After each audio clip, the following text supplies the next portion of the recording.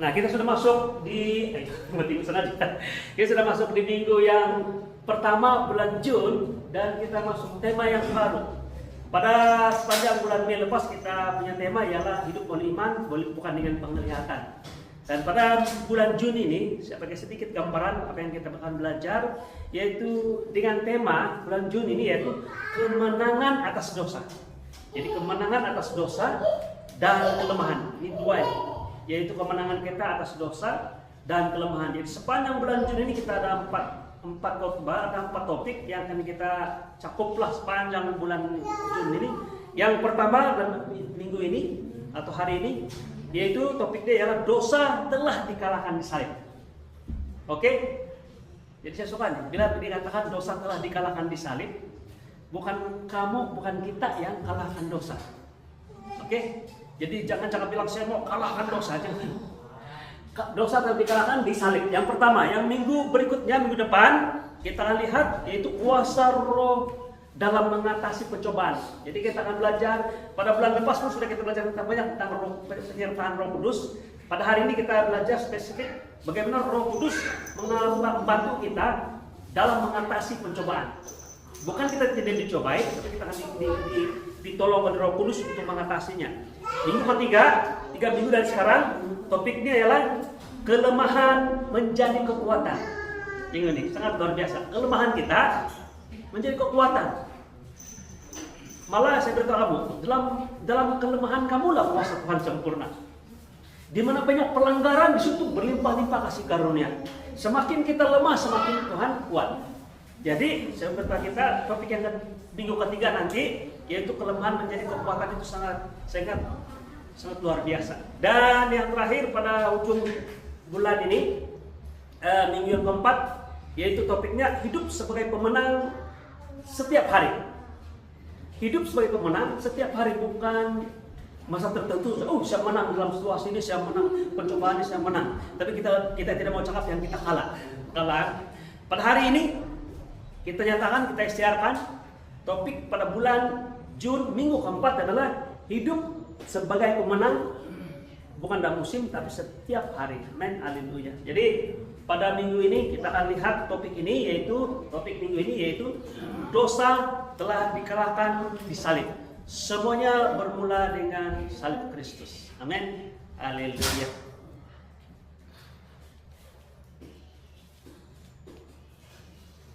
Oke. Dasar firman Tuhan kita pada pagi hari ini adalah Roma pasal 6 ayat 6 dan 7. Sekali lagi, Roma pasal 6 ayat 6 dan 7 dengan tajuk kemenangan atas tema kemenangan atas dosa dan kelemahan, dengan tajuk pada hari ini dosa telah dikalahkan di salib. Firman Tuhan berbunyi seperti ini, karena kita tahu bahwa manusia lama kita telah turut disalibkan. Jadi hari ini kita belajar bahwa bukan Yesusnya disalibkan, tapi manusia lama kita juga turut disalibkan bersama-sama dengan dia, supaya tubuh dosa, supaya apa? Kenapa disalibkan? Supaya tubuh dosa kita hilang kuasanya. Bukan tidak ada dosa, tapi hilang kuasanya. Agar jangan kita memperhambakan atau menghambakan diri lagi kepada dosa. Sebab siapa yang telah mati, ia telah bebas dari dosa. Men, jadi siapa yang telah mati, dia telah bebas dari dosa. Semua jelas sedikit tentang firman Tuhan. Tricky sedikit, begini. Kalau iblis bilang, kau masih dikuasai oleh dosa, tuduhan. Malah hati kita mungkin orang lain, kau masih dikuasai dosa. Tapi biar kita masih menguasai kita. Katakan begini, orang yang sudah mati tidak akan dikuasai oleh dosa lagi. Jadi bagaimana yang kita mati? Kita mati dengan Tuhan menyediakan kematian bagi kita bersama dengan dia ketika dia mati di kayu salib. Ketika Yesus mati, dia mati untuk dosa kita. Jadi dosa tidak lagi berkuasa atas manusia yang mati. Atas dosa. Bersama dengan saya itu kita paham buat masa ini. Mari kita lihat yang berikutnya. Ini persoalan. Ini saya mau bangkitkan kita dengan, atau provoke kita dengan persoalan. Ramai orang Kristen hidup dengan satu pergumulan yang sama. Kita ada pergumulan yang sama sebenarnya. Kita tidak perasaan saja. Yaitu pertama, soalan mengapa saya masih bergumul dengan dosa? Betul kan? Kita orang bilang jujur saja, mengapa kita masih bergumul dengan dosa? Yang kedua, mengapa saya masih jatuh walaupun saya mengasihi Tuhan? Kan? Anda tidak mengaku, tapi sebenarnya kita melakukan ini setiap waktu. Kita jatuh. Oke? Pertama-tama kita buat dengan janji, tapi bila kita berjanji, kita gagal melaksanakan janji kita jatuh dalam dosa. Dan yang ketiga soalan ini, yaitu adakah Tuhan kecewa dengan saya? Oh, si Denny dari kecil sampai sekarang sejak kenal saya pun masih juga macam itu. Adakah Tuhan kecewa dengan saya? Seringkali kita coba mengatasi dosa dengan lebih banyak berusaha, lebih banyak dekat, lebih banyak janji kepada Tuhan. Namun firman Tuhan menunjukkan satu jalan yang berbeda. Jadi cara Tuhan untuk mengatasi dosa dalam diri kita bukan dengan banyak lagi dekat kita, usaha kita, janji kita. Oke? Yaitu Tuhan tidak meminta kita memulakan dengan usaha, tapi Tuhan meminta kita memulakan dengan melihat, memandang kepada salib. Amin. Karena kemenangan atas dosa hanya melalui salib. Boleh bersama dengan saya kan? Ya saudaraku, saya mau ajak kita, mau bilang Tuhan ini macam topik ini berulang-ulang lagi tentang salib sejak daripada awal tahun Paskah, kemudian di bulan lepas hari ini pun salib Yesus juga. Saya ingin beritahu kepada Anda, kita semua jemaat Tuhan, saya tidak akan pernah letih untuk mau menyampaikan tentang karya salib yang sempurna kepada Anda dan saya. Karena inilah jalan keluar kita untuk mengatasi segala masalah kehidupan kita. Dengar baik-baik ini. Waktu Tuhan Bapa di surga mau mencipta, waktu mencipta bumi dan isinya, Dia hanya perlu berfirman. Bersama dengan saya. Dia hanya perlu berfirman. Jadilah, dia bilang. Jadilah terang, jadilah gelap. Jadilah, dia bilang. Hanya perlu berfirman, semua terjadi. Nah, tapi ketika Dia mau menebus kita dari dosa, Dia perlu mati. Jadi betapa signifikan, penting betul bahwa karya salib itu seakan-akan seperti lebih luar biasa peranan Tuhan berbanding dengan hanya menciptakan. Kan?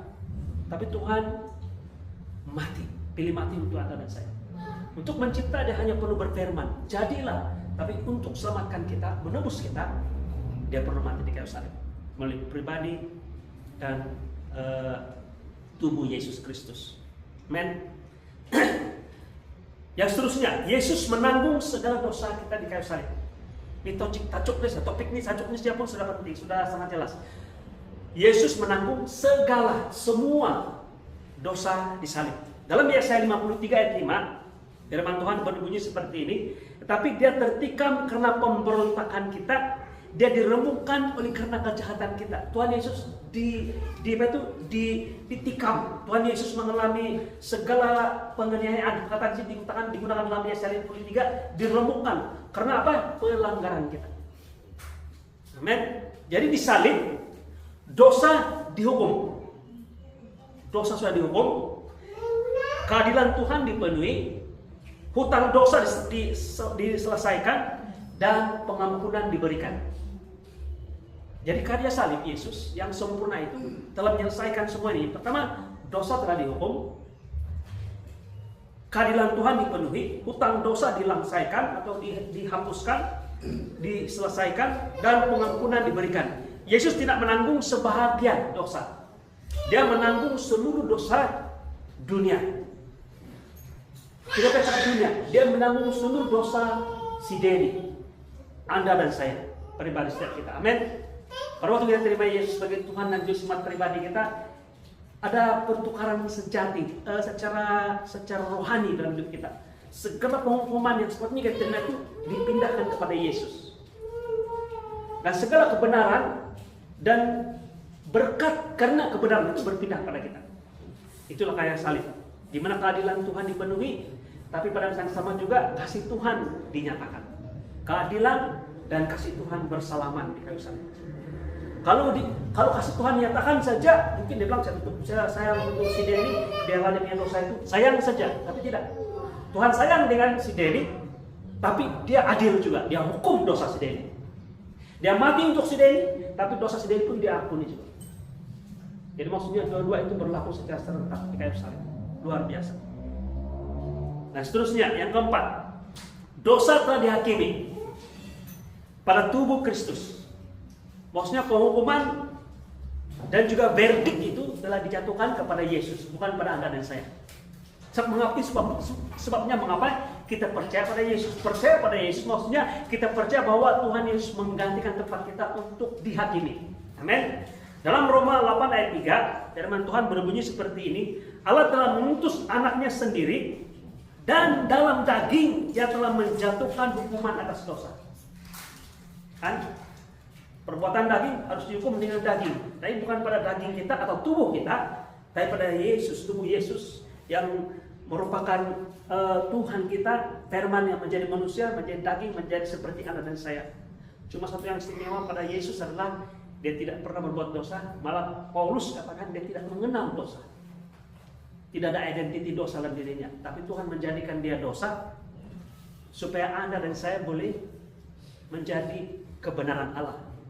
Kalau kita lihat dalam 1 Korintus pasal 5 ayat 21, bagi saya perbetulkan saya, itu bukan dia bilang supaya kamu menerima kebenaran, tapi kamu menjadi kebenaran Allah.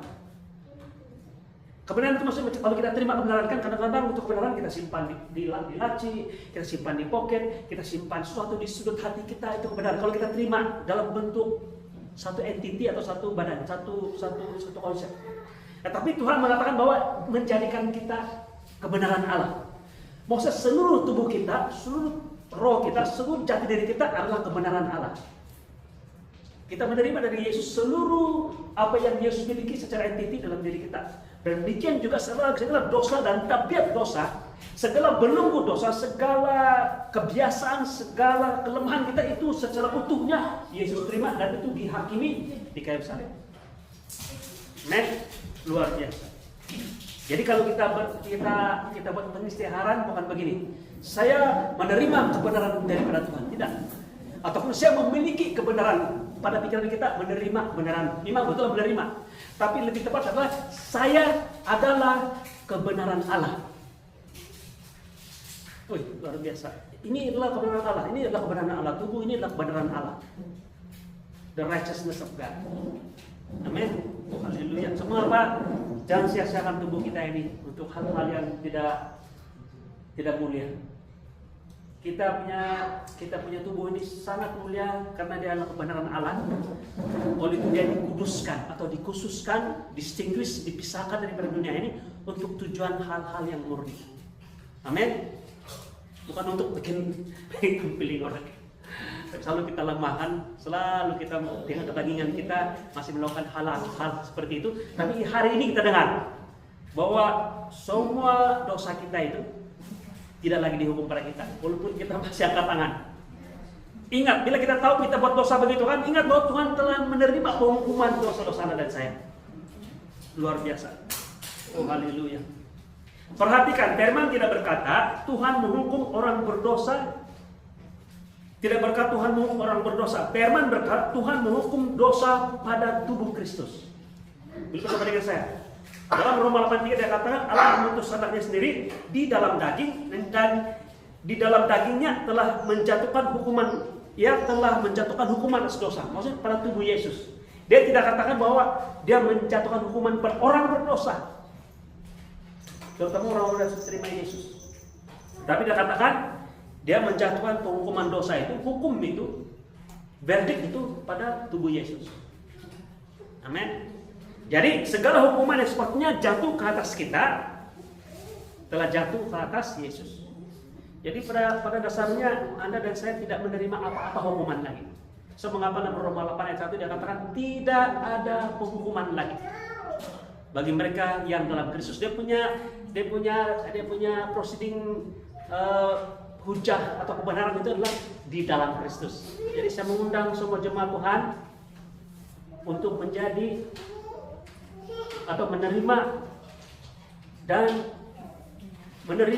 Yesus sebagai Tuhan dan Juru Selamat pribadi. Amin. Karena mereka ini berita gembira yang di dalam Kristus tidak ada penghukuman kita lagi. Baik sekarang, bersama dengan saya, baik sekarang maupun akan datang. Jadi jangan cakap begini. Bila ada berlaku sesuatu pada orang-orang percaya, kita katakan, ataupun diri kita. Soalnya kita mungkin tidak menghakimi orang lain, tapi diri kita cakap, ini mungkin hukuman dari Tuhan. Saya beritahu, jangan. Tidak ada penghukuman bagi kita. Apa yang berlaku dengan kita adalah kesan langsung daripada keputusan yang tidak kita buat salah. Ya kamu tidak makan karena gastrik lah, kan? Gitu. Beli bersama dengan saya. Itu bukan penghukuman dari Tuhan. Amin. Tidak ada lagi. Seterusnya, kita tidak lagi di bawah penghukuman seperti yang saya jelaskan tadi. Karena penghukuman itu telah diberikan pada tubuh Kristus bagi pihak kita. Sekarang tidak ada lagi penghukuman bagi Anda saya. Dalam Roma 8 ayat 1, demikianlah sekarang kata Tuhan, tidak ada penghukuman bagi mereka yang ada dalam Kristus. Jadi inilah berita Injil. Kalau kamu mau sampaikan berita Injil kepada kawan-kawan saudara sekeliling, beritahu ini, dalam Kristus tidak ada penghukuman. Baik sekarang ataupun selepas kematian. Masuk neraka lainnya itu. Kalau tidak pun sekejap lah. Siapa ada dosa pada buat itu? Tidak ada. Tidak ada begitu. Tidak ada istilah penghukuman bagi orang-orang percaya. Amin. Dalam Roma 8:1 dikatakan demikian sekarang tidak ada penghukuman bagi mereka yang ada dalam Kristus Yesus. Karena Yesus telah dihukum bagi pihaknya. Jadi berita Injil yang sebenarnya ialah bukan ini ya, berubahlah dahulu baru Tuhan menerima Anda, bukan. Tetapi berita gembira atau berita Injil yang sebenarnya ialah Tuhan telah menerima Anda di dalam Kristus. Sebab itu hidup Anda sedang diubahkan. Amin. Karena Tuhan ada dalam kita. Berkata di dalam Kristus. Bila kita menerima Yesus sebagai Tuhan kita. Amin. Oh haleluya. Mari kita lihat ini yang keenam. Sangat penting. Saya mau kita tolak ini. Jikalau kita masih merasa ini tuduhan, tolak ini. Yaitu dosa bukan lagi bos kita. Dosa bukan lagi Tuhan kita. Oke. Saya tidak katakan tidak ada dosa, tapi bukan itu lagi yang bos, bukan itu lagi yang kontrol kita. Dalam Roma 8 ayat 1 tadi dia katakan sebab dosa tidak berkuasa lagi atas kamu karena kamu tidak berada di bawah hukum Taurat, tetapi di bawah kasih karunia. Amin. Sebab dosa tidak akan berkuasa lagi atas kita, karena kita bukan berada di hukum Taurat, tapi kita di bawah kasih karunia. Amin. Ini penting sekali. Kenapa saya tidak dikuasai oleh dosa? Karena saya tidak ada di bawah hukum Taurat, tapi di bawah kasih karunia. Apa maksud ini? Di bawah hukum Taurat, kita masih lagi diikat dengan dosa. Karena dia berkisar atau berdasarkan kepada apa yang perlu kita buat. Jadi bila apa yang perlu kita buat itu mematuhi hukum, kita masih lagi diikat dengan dosa. Oleh sebab itu, segala pelanggaran kita, kalau kita bilang saya tidak mau buat lagi, itu yang kita buat. Seperti Paulus katakan. Karena ada arahan jangan buat. Tetapi yang jangan buat itu yang kita buat. Dan itu menjadi cycle, terus memutar, pusing dalam kehidupan kita. Tapi di bawah kasih karunia, apabila kita tahu bahwa kita tidak lagi dihukum, maka kita ada kuasa untuk keluar daripada cycle dosa ini. Penguasaan dosa ataupun keberhambaan pada dosa ini. Karena kita tidak lagi identifikasikan diri kita sebagai seorang pendosa yang sepatutnya dihukum. Kita lihat bahwa diri kita sudah dimerdekakan. Jadi orang merdeka tidak dikuasai lagi dosa, karena itu bukan yang govern dia punya kewaya-wayaan dengan dosa. Bukan itu yang mengatur dia punya tingkah laku. Yang mengatur tingkah laku dia adalah kasih Tuhan. Amin. Perhatikan, firman Tuhan tidak berkata dosa mungkin tidak berkuasa. Tidak mungkin, dia bilang bukan. Mungkin tidak berkuasa lagi. Bukan seperti itu.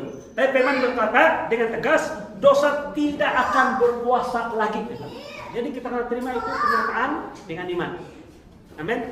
Kalau kita mengalami proses, orang bilang membentukkan kan. Kadang-kadang kita sudah berhenti buat, tapi kita terbuat lagi. Ada tuduhan mengatakan, nah itu kok masih lagi dikuasai oleh dosa? Katakan dengan iman, dosa tidak berkuasa lagi atas saya. Bukan karena saya, tapi karena apa yang Yesus telah buat bagi saya di kayu salib. Kenapa? Karena kasih karunia lebih berkuasa daripada dosa. Boleh bersama dengan saya? Kasih karunia itu lebih besar, lebih berkuasa daripada dosa. Kan? Kadang-kadang terpikir juga saya, kalau Tuhan Yesus atau si Paulus melalui ilham Roh Kudus dia katakan bahwa di mana banyak pelanggaran, banyak kan? Di situ berlimpah-limpah kasih karunia. Kenapa dia berani khotbah seperti itu? Saya percaya ini bukan falsafah, ini bukan prinsip, tapi kebenaran yang Allah berikan pada kita. Bahwa dalam kelemahan kita, dalam segala keterbatasan kita, dalam segala pelanggaran kita, kasih karunia lebih berkuasa. Amin. Jadi semua memberikan pengharapan pada Anda dan saya. Walaupun kita gagal, dalam masa tertentu kita gagal, tapi kita tahu kita ada pengharapan. Amin. Kita istirahat nanti bersama-sama. Nah, mari kita lihat identiti kita dalam Kristus, yaitu hidup baru yang kita miliki. Ramai orang percaya masih melihat diri mereka melalui kegagalan lama. Boleh bersama dengan saya ulang balik. Ramai orang percaya masih melihat diri mereka melalui kegagalan mereka yang masa lampau, ataupun mereka masih lakukan. Jadi mereka identitikan diri mereka berdasarkan apa yang mereka sanggup atau tidak sanggup buat, atau kegagalan pelanggaran yang mereka sudah buat. Nah, tapi Tuhan melihat kita, ingat, Tuhan melihat kita, bukan penutua Denny, bukan orang sekeliling kita, tapi Tuhan yang melihat kita sedemikian rupa. Kita bukan lagi, pertama-tama ini Tuhan lihat, walaupun kita masih dihantui dengan segala kelemahan, pelanggaran kita yang masa lampau. Dan ini saya belajar untuk percaya pernyataan ini. Karena Tuhan mengatakan begini, Tuhan Kristus melihat kita seperti ini. Kita bukan lagi hamba dosa, pertama, Tuhan yang nampak. Bukan penutua Denny yang nampak. Penutua Denny sampaikan apa yang Tuhan nampak tentang kita. Yang pertama, kita bukan hamba dosa. Yang kedua, kita bukan orang yang ditolak. Tuhan tidak tolak kita. Yang ketiga, kita bukan orang yang gagal. Luar biasa kan? Tapi, banyak kita punya alasan. Tapi Tuhan melihat sedemikian rupa. Kita bukan orang yang merupakan hamba dosa. Tuhan tidak melihat kita orang yang ditolak ataupun gagal. Tuhan mau melihat kita, karena Tuhan melihat kita, bukan melihat kita, tapi melihat Yesus di dalam kita. Nah, ini lebih tepat penjelasannya. Jadi, dia punya kesimpulan ialah identitas kita yang baru adalah kita adalah anak Tuhan, orang benar oleh iman, dan ciptaan baru dalam Kristus. Saya suka perkataan ciptaan baru, karena kalau kita bilang kita ini anak yang diangkat, kan? Ada istilah kita ini anak angkat yang second class, ya. Ada anak benar, ada anak betul, kita anak angkat. Kalau karena bagi-bagi harta, anak yang asli itu yang karena bagi banyak. Kalau ada lebihan, syukurlah yang anak angkat. Tidak, kita anak angkat. Kita anak Tuhan. Karena yang sepatutnya diangkat itu sudah mati. Kita lahir di dalam keluarga Kristus. Kita lahir baru. Maksudnya identiti baru. Jadi kita memang anak, karena kita dilahirkan dalam Kristus. Amin. Dalam 2 Korintus pasal 5 ayat 17 firman Tuhan mengatakan, jadi siapa yang ada dalam Kristus, ia adalah ciptaan baru. Perkataan ini adalah menjadi dasar bagi kita untuk melihat bahwa kita ini adalah orang yang dilahir baru dalam Kristus. Amin. Oh, haleluya. Yang ke-8. Bagaimana? Nah, ini soalan yang sangat fundamental. Bagaimana kemenangan itu kita boleh alami dalam kehidupan kita sehari-hari? Bagaimana? Rahasia kemenangan bukan lebih fokus kepada dosa. Ini yang saya punya area, saya punya kelemahan ini, merokok. Jadi saya mau tackle ini. Apa yang harus saya buat? Saya harus hati-hati. Saya tidak mau dekat dengan orang yang suka merokok. Saya mau jauh dari orang selalu saya rokok. Bukan, jangan fokus pada dosa ini. Oke? Tetapi dia punya rahasia ialah fokus pada Kristus. Jangan pandang dosa, tapi pandang pada Kristus. Dalam Ibrani pasal 12 ayat 2, firman Tuhan berbunyi seperti ini. Marilah kita melakukannya dengan mata tertuju kepada Yesus. Jadi apa begitu buat? Pandang pada Yesus. Pandang pada Yesus. Pandang pada Yesus yang melihat kita bukan failure, yang melihat kita bukan slave of sin, bukan hamba dosa, yang melihat kita bukan orang yang dipinggirkan atau ditolak. Amen.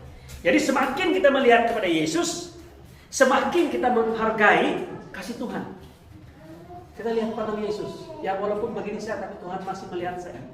Saya melihat pada kasih Yesus kita semakin menghargai kasih-Nya, semakin kita percaya kepadanya, semakin Roh Kudus mengubah kita. Bila semakin kita fokus pada Yesus, semakin kita merasa kasih-Nya, tanpa kita sadar Roh Kudus bekerja dengan lebih bebas dalam kehidupan Anda dan saya. Secara natural atau secara semula jadi. Amen. Oke, yang ke-9. Kita sudah sampai kepada aplikasi. Firman Tuhan, aplikasi ya. Yang pertama, apa yang saya buat kalau saya jatuh dalam dosa? Kita tahu bahwa Tuhan telah hukum semua dosa kita, penghakiman itu pada Yesus. Tuhan tidak pandang kita sebagai orang berdosa lagi, tapi Dia melihat orang benar. Bagaimana jika saya jatuh balik? Termarah, terhilang cool saya, terambil, terambil itu tercuri. Mana tercuri? Kalau curi mana memang mencuri lah itu kan. Jikalau kita jatuh dalam dosa, pertama-tama jangan lari daripada Tuhan. Sebaliknya datang kepada Tuhan. Ini praktikal. Bila kita jatuh dalam dosa, pertama jangan lari, tapi datang kepada Tuhan. Yang kedua, apabila kita gagal, saya berjanji pada hari ini. Ini kadang-kadang orang ini dia punya sistem hukum macam yang berjanji ataupun buat pledge atau obligasi kan, atau pertandingan lah untuk menguruskan badan, menurunkan badan. Jikalau kau tidak dapat kasih turun berat badan kau terlebih 1 kilo 10 ringgit bayar. Jadi kita punya motivasi untuk mematuhi itu obligasi ialah takut dihukum, tidak mau membayar. Tapi juga ada ganjaran lah. Kalau dapat turunkan 1 kilo 10 ringgit dengan lagi. Begitu kata kawan-kawan tadi yang tanding begini. Tapi bukan begitu cara kita. Apabila kita gagal, jangan hukum diri kita. Bersama dengan saya, jangan hukum diri kita. Jadi harus saya buat penentuan. Berterima kasih, bersyukur kepada kasih karunia Tuhan yang menyatakan bahwa Anda diampuni, Anda ditebus, Anda adalah anak Tuhan, Anda dibenarkan. Amin. Berterima kasih dengan kasih karunia Tuhan. Bahwa saya dalam segala kelemahan saya berlimpah-limpah kasih karunia Tuhan. Justru dalam kelemahan saya dan kegagalan saya berlimpah-limpah kasih karunia Tuhan. Pikirkan itu. Jadi mengucap syukur. Yang ketiga, bagaimana jika saya dicobai? Belum jatuh dalam dosa, belum jatuh dalam pencobaan, dicobai. Oke, yang pertama jangan fokus pada pencobaan. Bila ada masalah kan, kamu terus lihat macam mana mengatasi ini. Nah, masalah kita lihat pada masalah. Memang kita ada dasar untuk melihat isu problem sebagainya untuk langkah bagaimana mengatasi kan. Kesan masalah baru kita boleh tahu dia punya dasar. Nah, tapi jangan fokus itu dasar kita untuk bertindak, bukan. Tapi juga yang pertama dan yang kedua, yang ketiga dan seterusnya tidak lain, tidak bukan hanya satu ini, yaitu fokus pada Kristus.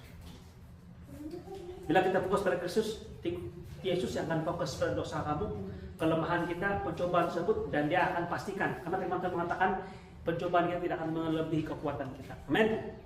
Dia pasti beri kita jalan keluar. Jadi kita lihat Yesus yang berikan kita jalan keluar. Adakah itu pencobaan dari segi keuangan, dari segi hubungan, dari segi kesehatan, dari segi emosi, psikologi kita, perasaan dan sebagainya. Pandang pada Yesus, fokus pada Yesus. Sebelum balik ini aplikasi. Yang pertama, bila kita jatuh, jangan lari dari Tuhan, datang kepada Tuhan. Apabila kita gagal, jangan menghukum diri kita. Terima kasih, bersyukur pada kasih karunia Tuhan. Apabila kita dicobai, jangan fokus pada pencobaan, tapi fokus pada Yesus. Mari kita buat penegasan iman, boleh kan? Boleh, karena tidak ada paparan, saya akan sebut itu ayat dan kamu ikut saya balik. Boleh kan? Boleh. Jadi saya sebut, saya baca dulu, nah supaya kita buat gambaran apa yang kita mau buat deklarasi bersama-sama. Yesus telah menanggung dosa saya di salib. Saya telah diampuni, saya telah dibenarkan. Saya bukan lagi hamba dosa. Saya adalah anak Tuhan yang dikasihi. Dosa tidak berkuasa atas saya karena saya berada di bawah kasih karunia. Dalam nama Yesus, amin. Setuju jemaat untuk deklarasi bersama-sama dengan pernyataan ini? Amin. Oh, tidak ada respon. Amin. Haleluya. Mari kita mulakan.